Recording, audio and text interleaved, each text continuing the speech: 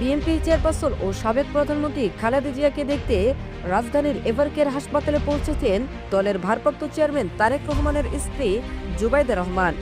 আজ শুক্রবার বেলা 11:53 এভারকেয়ার হাসপাতালে পৌঁছান তিনি। তার আগমনকে কেন্দ্র করে হাসপাতালে নিরাপত্তা জোরদার করা হয়। হাসপাতালে পৌঁছে তিনি ইমার্জেন্সি লিফট দিয়ে সোজা উঠে যান খালেদা জিয়ার চিকিৎসাধীন কেবিনে।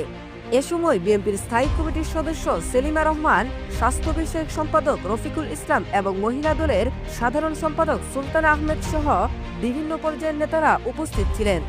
এর আগে জুবাইদা রহমানকে বহনকারী বিমান বাংলাদেশ এয়ারলাইন্সের ফ্লাইটটি লন্ডন থেকে সকাল 10:45 ঢাকার হযরত শাহজালাল আন্তর্জাতিক বিমানবন্দরে অবতরণ করে। সূত্র বলছে, খালেদা জিয়াকে উন্নত চিকিৎসার জন্য লন্ডনে নেওয়ার প্রস্তুতি চূড়ান্ত পর্যায়ে। তবে কাতারের আমিরের পাঠানো এয়ার অ্যাম্বুলেন্স কারিগরি ত্রুটির কারণে আজ পৌঁছায়নি, ফলে প্রক্রিয়া কিছুটা বিলম্বিত হয়েছে।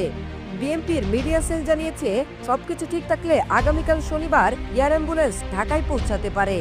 আর খালেদা জিয়ার শারীরিক অবস্থা ভ্রমণের উপযুক্ত হলে রবিবার 7 ডিসেম্বর লন্ডনের উদ্দেশ্যে রওনা দিতে পারেন তিনি। বিএনপির মহাসচিব মির্জা ফখরুল ইসলাম আলমগীর বলেন, ম্যাডামের অবস্থা যদি অনুমতি দেয় এবং মেডিকেল বোর্ড সম্মতি দিলে ইনশাআল্লাহ 7 তারিখ তিনি লন্ডনের উদ্দেশ্যে রওনা দেবেন। 13 দিন